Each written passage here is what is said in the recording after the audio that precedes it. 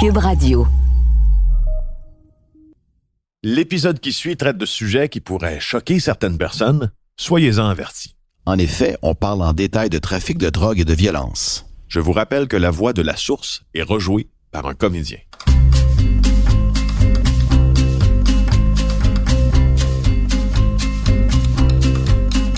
Moi, je m'appelle Marc Sandreski, je suis un ancien policier au SPVM et maintenant journaliste au bureau d'enquête de Québécois. Et moi, je m'appelle Félix Séguin, je suis journaliste au même endroit. Vous écoutez maintenant l'épisode 5 de notre série Narcos PQ, au cœur de la Colombie. Et si c'est pas déjà fait, on vous recommande chaudement d'aller écouter les épisodes dans l'ordre pour comprendre ce qui va suivre. Et on vous laisse le temps de faire stop. Et nous, on va y aller avec le 5e et dernier épisode de la série. En mars dernier, moi et Marc, on est revenus de Colombie avec des révélations incroyables sur les liens des cartels de drogue avec le Québec. On est allé faire quoi? On est allé documenter les activités d'un narcotrafiquant qui est membre du cartel de Sinaloa et qui importe des quantités colossales de cocaïne au pays. Mais la question, pourquoi décider d'aller rencontrer un important trafiquant sur son terrain en Colombie? On va le découvrir dans quoi? Dans Narcos PQ, au cœur de la Colombie.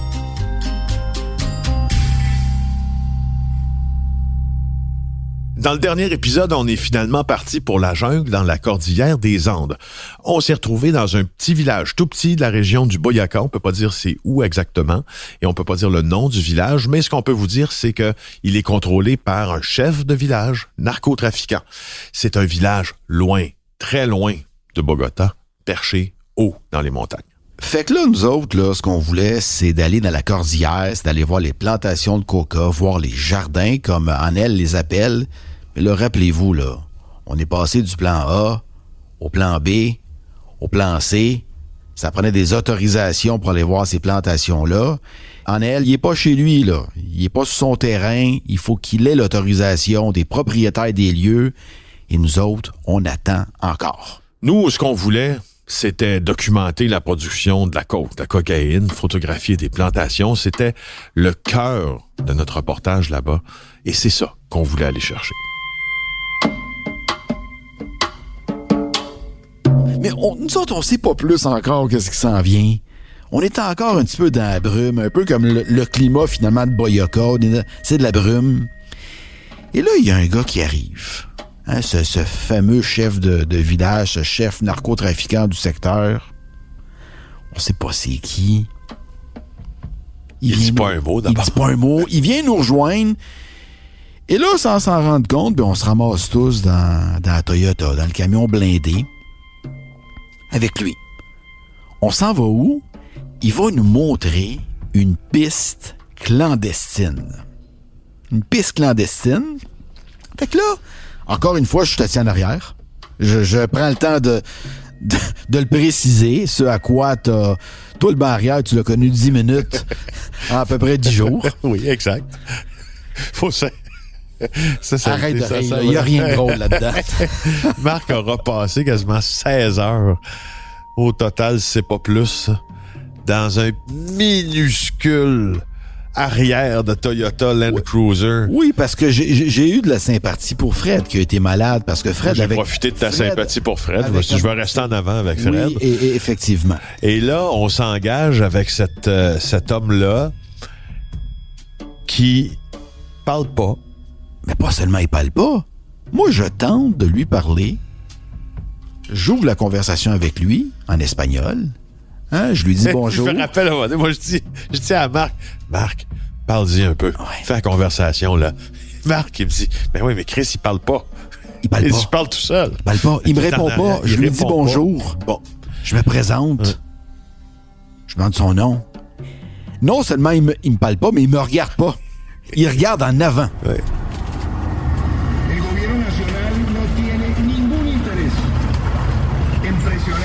Et là, on s'en va, on part avec lui. On pensait avoir tout vu dans nos chemins en zigzag en s'en venant dans le Boyaca. Et là, on emprunte des chemins de terre à flanc de montagne, dans des routes défoncées par les glissements de terrain puis les pluies. Et là, on est J'ai regardé sur la carte topographique à peu près où on était, là. On n'est pas loin de 3800 mètres, à 3800 mètres d'altitude. Mais nous, là, on sait pas trop là. où est-ce qu'on s'en va. On nous le dit pas vraiment. Pour finalement arriver dans cet endroit perdu, où est-ce qu'on voit au loin une piste? Une piste en gravelle avec du gazon tout autour, qui est vraiment, qui est plongé, qui est parachuté au centre des montagnes. Et comme Félix le dit, on est à pas loin de 4000 mètres d'altitude. Pas des longues pistes. On débarque. Mais on apprend que cette piste-là était utilisée par un associé de Pablo Escobar, un ou le plus grand trafiquant de l'histoire. C'est fou, hein? Oui, oui, c'est fou. En plus, on est dans une place qui a beaucoup d'histoire ici. Rappelle-moi donc ça, c'était la possédée. C'est Victor Carranza. Il est boss comme Pablo Escobar. Lui, il est encore vivant? Non, il est mort de vieux. Cet homme-là en question trafiquait des pierres précieuses. Mais cette piste-là a éventuellement changé de vocation et elle est devenue une piste utilisée pour le narcotrafic. Exact. Et là, ça commence un peu notre sightseeing, comme ils disent, notre tourisme, notre narcotourisme. Sous surveillance militaire. Sous surveillance militaire, parce que sur les escarpements de la montagne, des montagnes qui nous entourent, il y a des militaires. Hors le drone? Qui se cachent, qui regardent. Là, nous, sur la piste en question, on déploie notre drone. Là, quand l'homme qui nous accompagnait, le parrain du village, a vu ça, on s'est rendu compte qu'il vivait. On s'est rendu compte qu'il était vivant. Il est parti en courant. Il est parti en courant. Il allait se cacher. Il est allé se cacher. Et là, plus il regardait ça, puis là, plus il faisait le message aux gens qui nous accompagnaient en disant « Ouais, ça coûte combien, ça? Ouais, ça d'en avoir un. » Et là, c'était lui qui était en charge de nous amener dans la plantation. Mais là, le stress recommence parce que là, moi, je vois les heures qui s'écoulent. On est encore à flanc de montagne, on s'en va, je sais pas trop. Puis en plus, eux autres, ils veulent arrêter de dîner. Écoute, là, je sais que les heures s'écoulent, puis que ça marchera pas.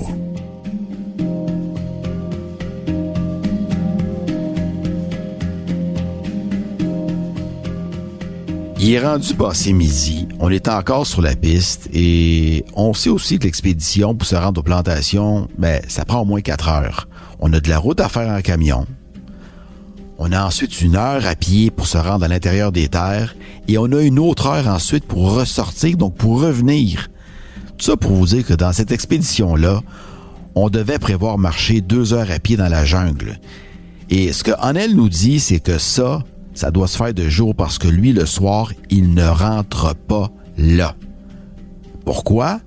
Parce que le soir, c'est des animaux qui sortent. C'est des jaguars, c'est les boas, c'est les pitons, puis lui, il en a peur. Et puis moi aussi.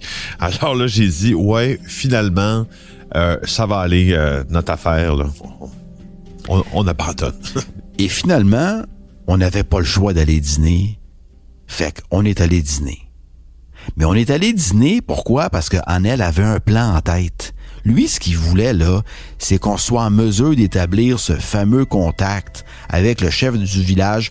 C'est un contact qui était primordial parce que si on ne l'établit pas, on n'ira pas voir ces fameuses plantations-là et un laboratoire clandestin. C'est lui qui a le pouvoir de dire oui, de nous amener à l'intérieur. Et ce go-là, on ne l'a toujours pas. À vrai dire, là, on l'attend depuis le 12 mars. Mais tranquillement, on a fini par l'établir, ce lien-là. On a réussi à lui parler puis à développer un début de lien de confiance durant ce fameux lunch-là qu'on a pris sur le chemin de retour vers le village.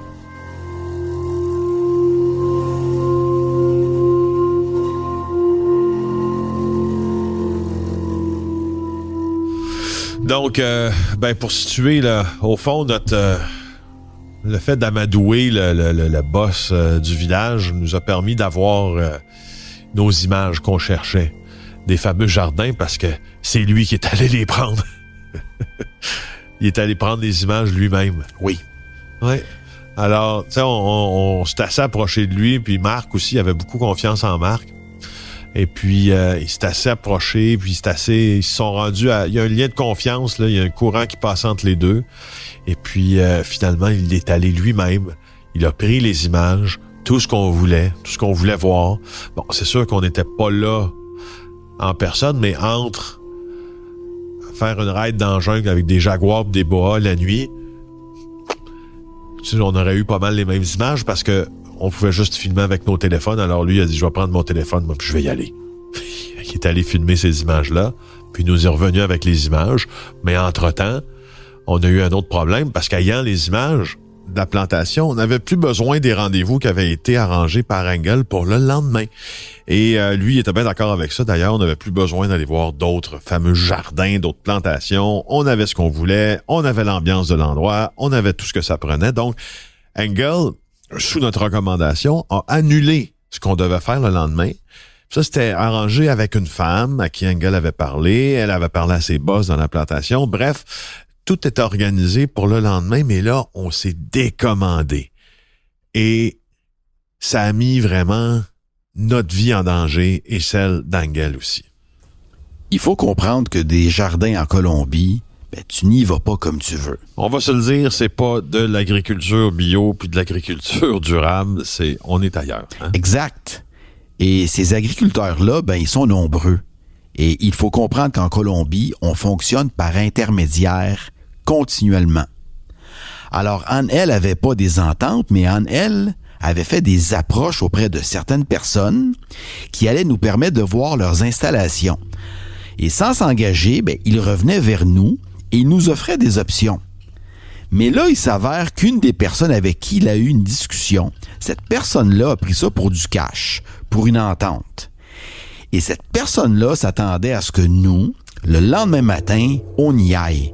Mais en fait, là, Anne-Elle n'avait pas d'entente avec ces gens-là.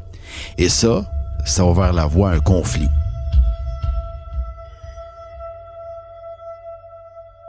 Tout se paye en Colombie. Tout se paye. Tout le monde prend sa cote sur tout. Donc là, à un moment donné, Engel dit en fin de journée, je commence à stresser un peu. On le remarque aussi, puis il nous dit, il y a une personne qui vient de m'appeler. Cette personne-là me demande 1 million de pesos pour le dérangement, puis elle dit qu'elle va s'en venir ici, puis que ça va mal aller. Et que ça va barder parce qu'au fond, on va pas à la plantation comme on avait convenu. Et la personne lui aurait dit, si tu me donnes pas l'argent, il y a des gars avec des guns qui débarquent, puis ils vont vous kidnapper. Bon, moi, je suis pas trop énervé par tout ça au départ, mais au fond, en regardant Engel qui stresse, lui, il sait qu'au fond, dans un village comme celui où on se trouve, si la merde pogne pour vrai, on va y laisser notre peau, parce que c'est vrai qu'à tout moment, ils peuvent descendre avec des guns. Donc, je passe de pas trop énervé à stressé. Là, on rentre dans une crise. Félix, là, écoute, il est 10 heures le soir.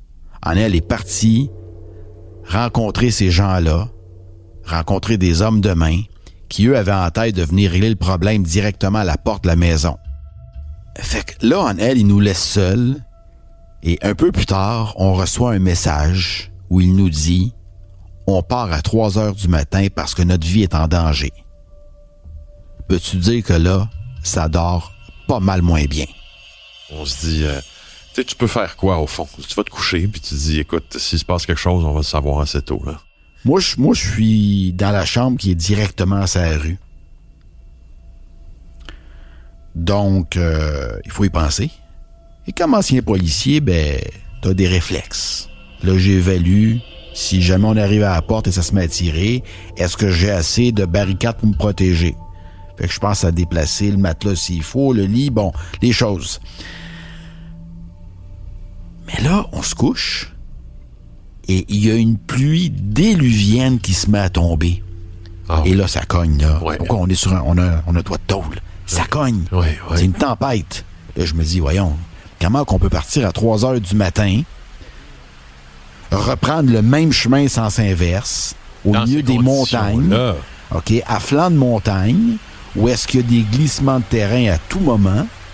Pas sûr qu'on va revenir vivant.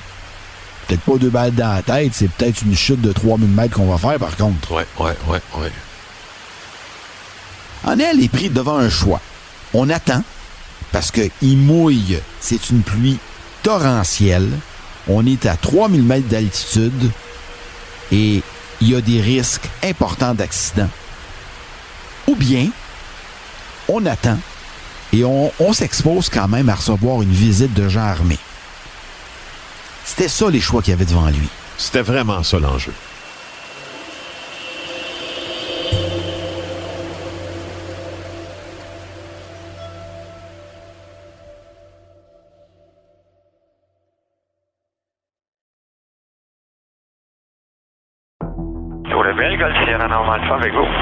Je m'appelle Marie-Christine Noël. Je suis journaliste au bureau d'enquête de Québecor. Ça fait 4 ans que je commente l'affaire du pilote Normand Dubé, condamné pour le sabotage des lignes d'Hydro-Québec avec son avion. Et à chaque fois que j'ai l'impression de me rapprocher d'une conclusion, il y a un rebondissement qui vient tout changer. Aussi incroyable que ça puisse paraître, c'est l'histoire que je vous raconte dans la série Balado de Cube Radio et du bureau d'enquête, Par pure vengeance. Disponible sur Cube, dans la section Cube Radio et sur les autres plateformes de balado. Par pure vengeance est en nomination en tant que meilleure série balado au Canadian Online Publishing Awards 2022.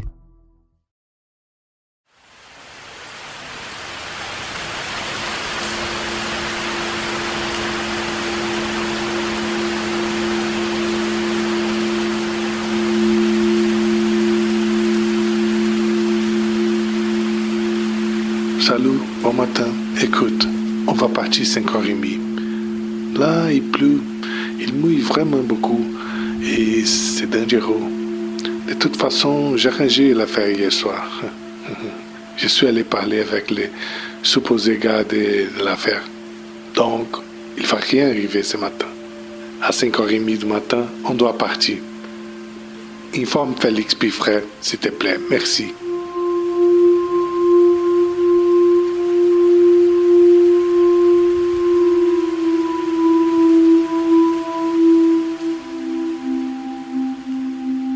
Là, Félix, l'affaire, elle tourne encore. Là. Anel, il m'écrit en me disant qu'il a réussi à repousser notre départ, qu'il a réussi à acheter du temps. Et on est parti, là, à 5 heures du matin. On s'est réveillés, sauté dans nos pantalons pour descendre au rez-de-chaussée. Je n'ai jamais quitté un endroit aussi vite que ça. Boum! Ça s'est fait très rapidement. Anel avait acheté du temps, mais il fallait quand même partir.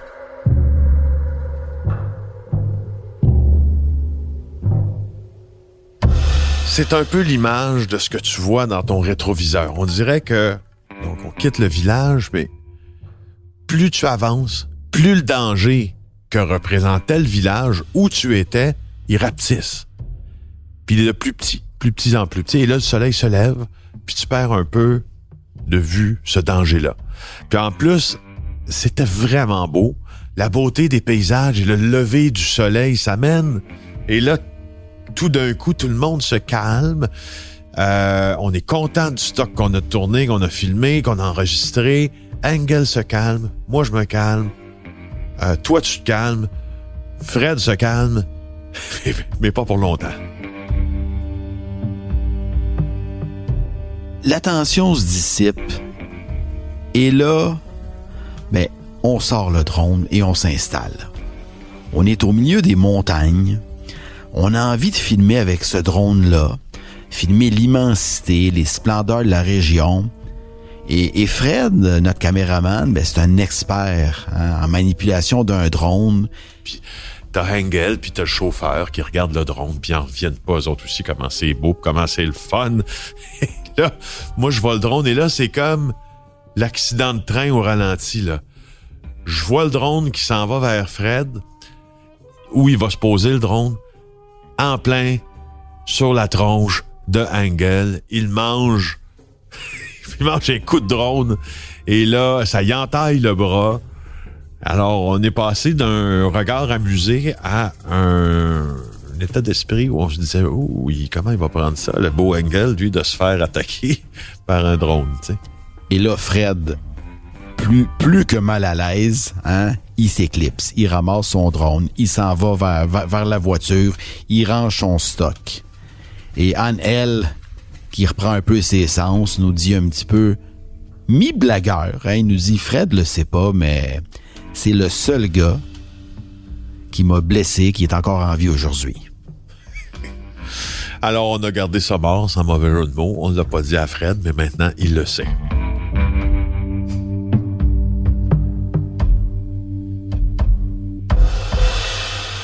Donc, là, on revient à Bogota, puis c'était prévu que Marc, Fred et moi, on parte pour la ville de Barranquilla. C'est une ville côtière qui est sur le bord de la mer des Caraïbes.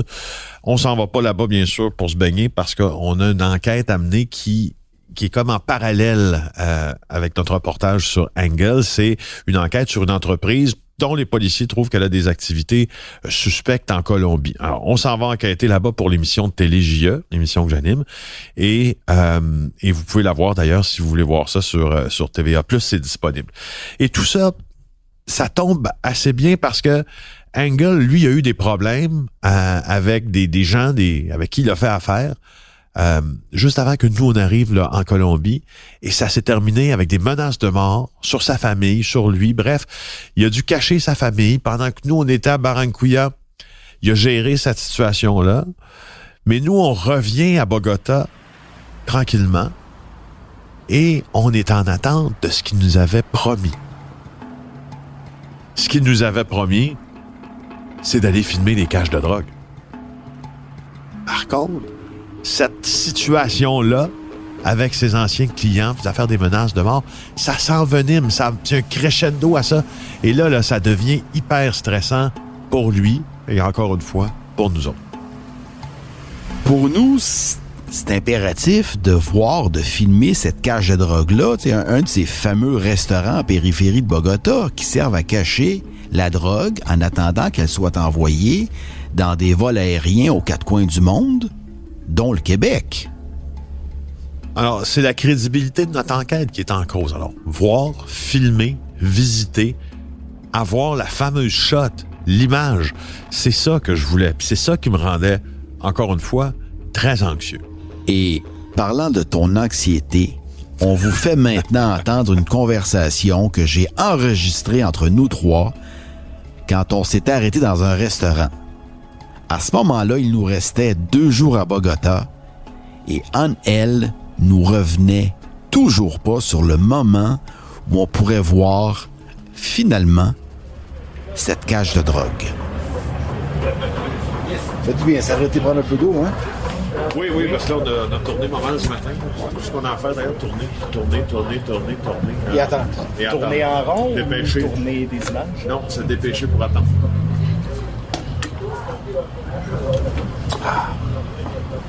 Parce qu'il y a une affaire là-dedans, là.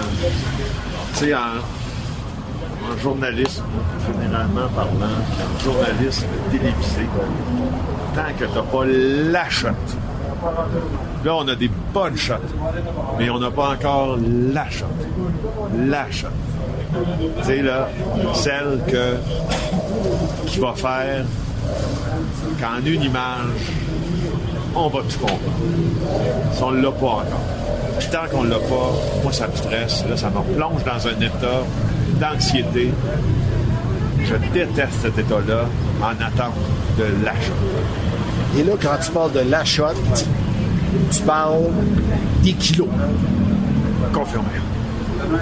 Claire. Muy bien. Le journalisme, c'est une question d'accès, tu sais. Mais là, on a de très, très gros accès, des accès uniques ici, là. D'abord à la source, d'abord à la cordillère des Andes, dans des endroits où ça pullule les labos. On l'a en image de produit fini, de son produit fini. Là, il nous l'a envoyé. Non, mais moi, je veux le voir moi-même. C'est une chose là, qu'ils me prennent en photo, mais que moi, je le vois, c'est une autre affaire.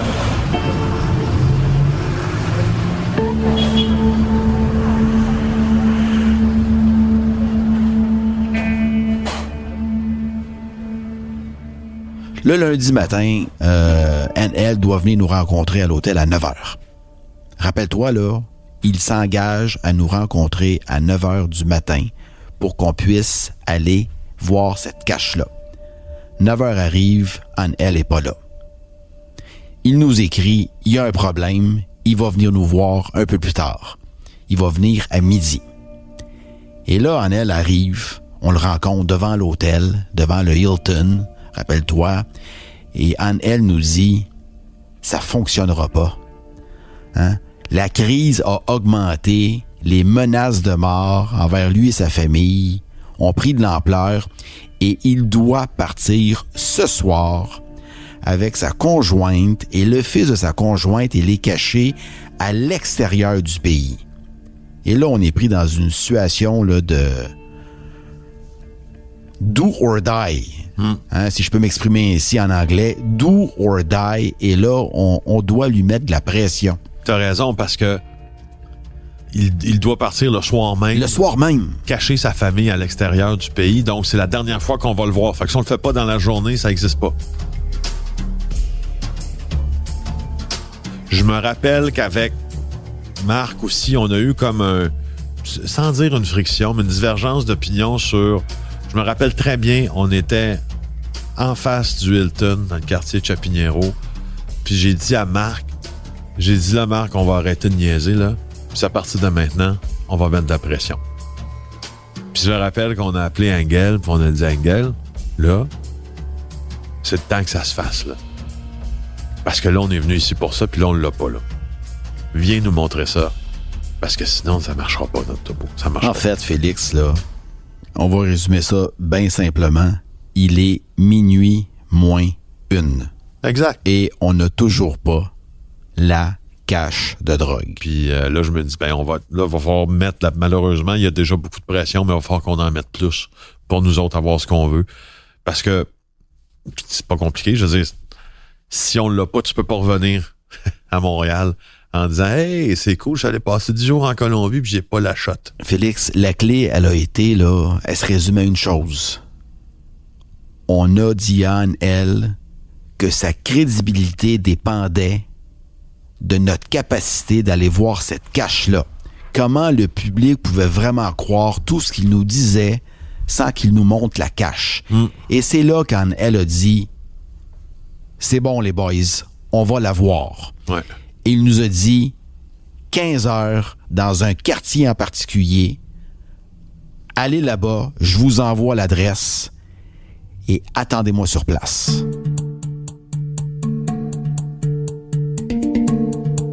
Alors, nous, on attend Engel dans un petit restaurant. C'est un stand à pizza. C'est un stand à pizza dégueulasse, d'ailleurs. Non, mais à part la nourriture, rappelle-toi, les gens nous regardent. On n'est pas chez nous, là. On n'a pas d'affaires là. Nous. Puis d'ailleurs, on perd pas notre temps sur l'avenue là où est situé le restaurant. On s'engouffre dans le restaurant, puis on s'en va se cacher en arrière.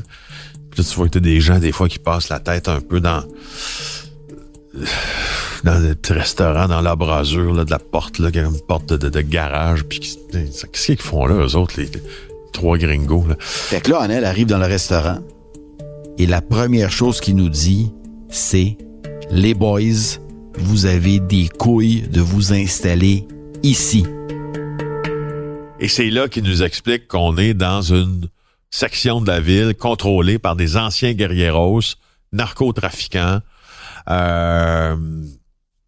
et qu'on n'hésiterait pas une minute à nous faire la peau, ou en tout cas à nous faire du mal là, si on trouvait notre présence suspecte. Et là, il se passe des choses, là. C'est digne d'un film. On quitte ce petit... Écoute, c'est même pas un restaurant, là, ce petit comptoir mal affamé avec lui. Et on marche. On sait pas où est-ce qu'on s'en va. C'est elle qui colle la shot. On marche sur l'avenue. On est 4 de large. Et à un moment donné,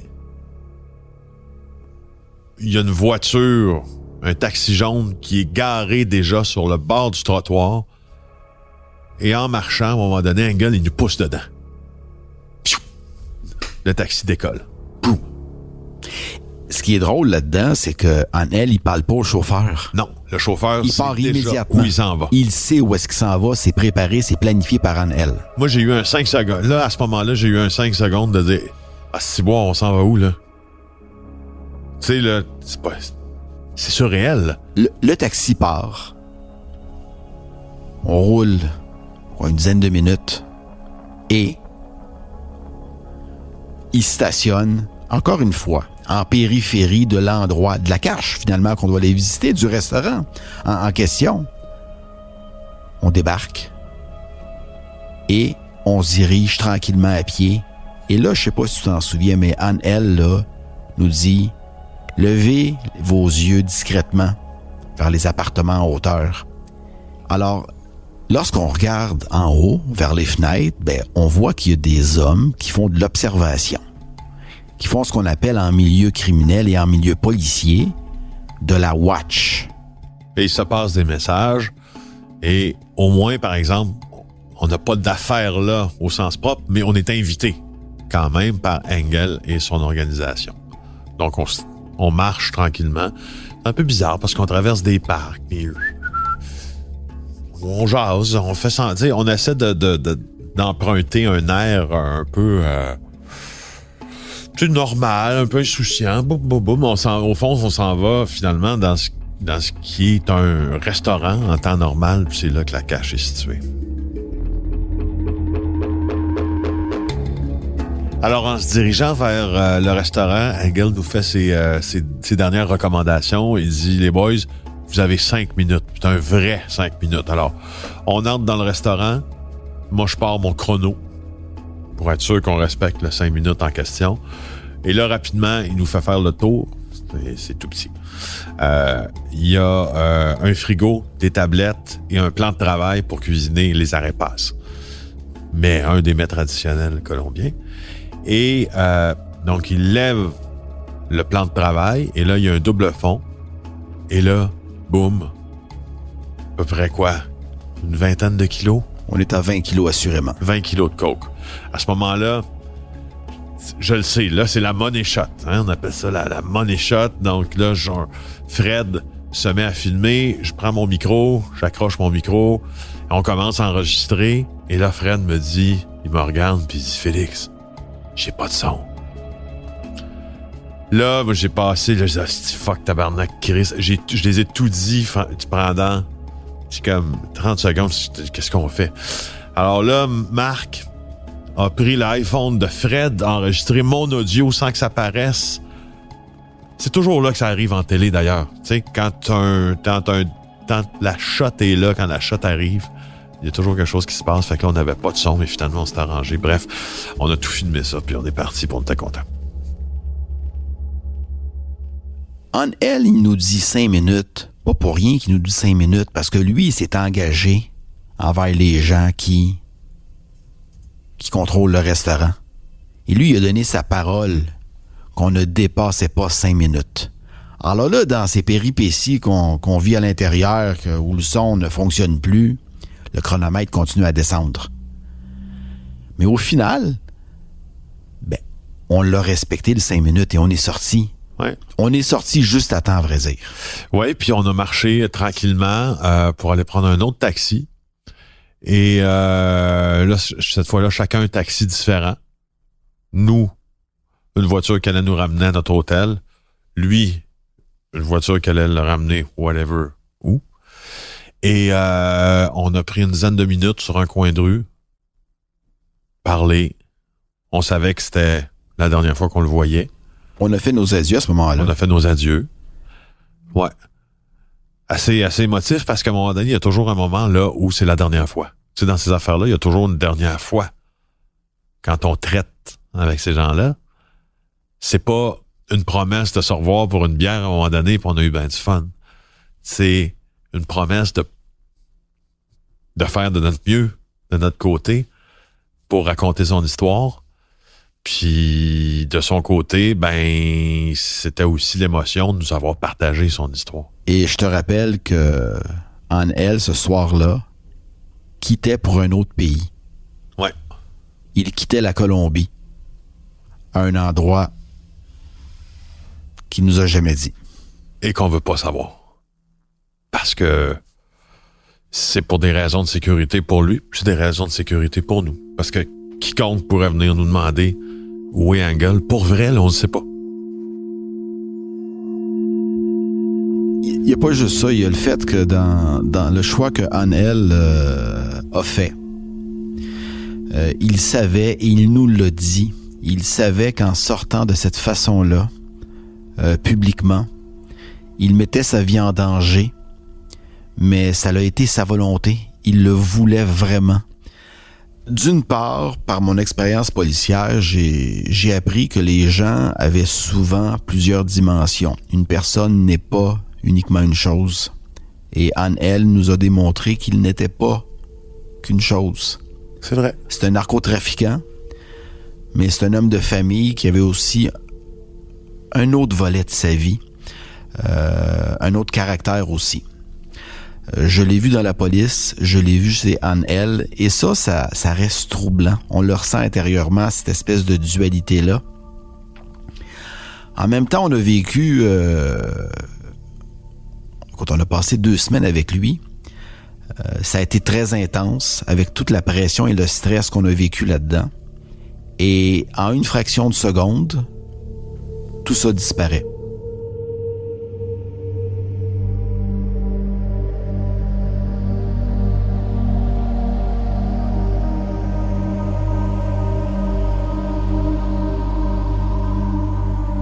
Donc là, on prend notre vol de retour, un vol Bogota-Montréal, Air Canada. On sait que la drogue qu'exporte Engel, il le fait en partie sur des vols d'Air Canada en destination de Montréal. Puis là, nous autres, on est dans un vol d'Air Canada dans lequel il y a probablement caché des kilos de coke et on est fatigué. Et on atterrit à Montréal, puis on espère que ça va se passer le plus vite possible, puis qu'on va franchir les douanes, sans trop de délai.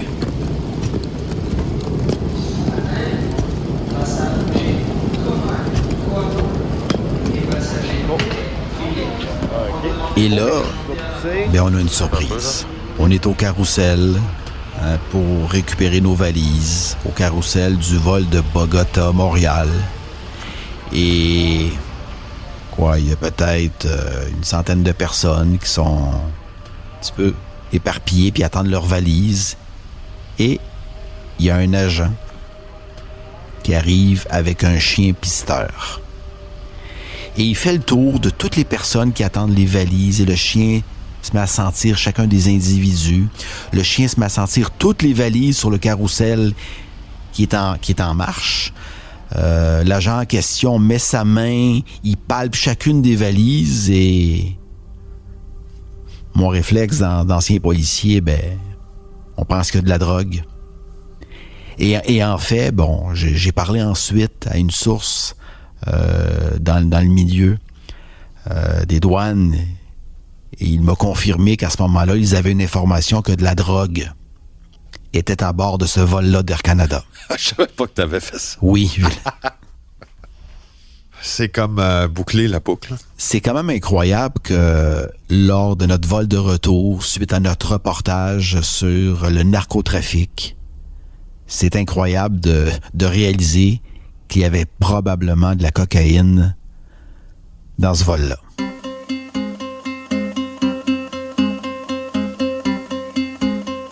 Alors, c'est le dernier épisode de Narcos PQ et on va se dire peut-être à bientôt parce qu'on garde la porte ouverte à vous reparler selon l'évolution du dossier de l'importation de la cocaïne.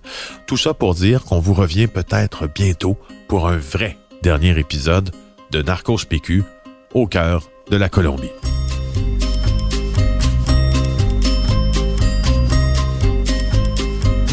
Animation Félix Séguin et moi-même Marc Sandreski, réalisation et montage Anne-Sophie Carpentier. Merci à Bastien Gagnon-Lafrance et Jean-Louis Fortin ainsi qu'à Étienne Roy pour leur aide. Merci aussi à Ève Lévesque et Éric Thibault. Le mix sonore est effectué par Philippe Séguin et c'est une production du Bureau d'enquête de Québecor et de Cube Radio. Si vous avez aimé ça, il y a un livre qui s'appelle « Guess what? Narcos PQ, qui est disponible dans toutes les bonnes librairies. Puis, si vous en voulez encore plus, allez écouter l'émission de télé qu'on a fait là-dessus. Ça s'appelle J.E. C'est moi-même qui l'anime. Et puis, vous pouvez trouver ça sur TVA+. Bye tout le monde.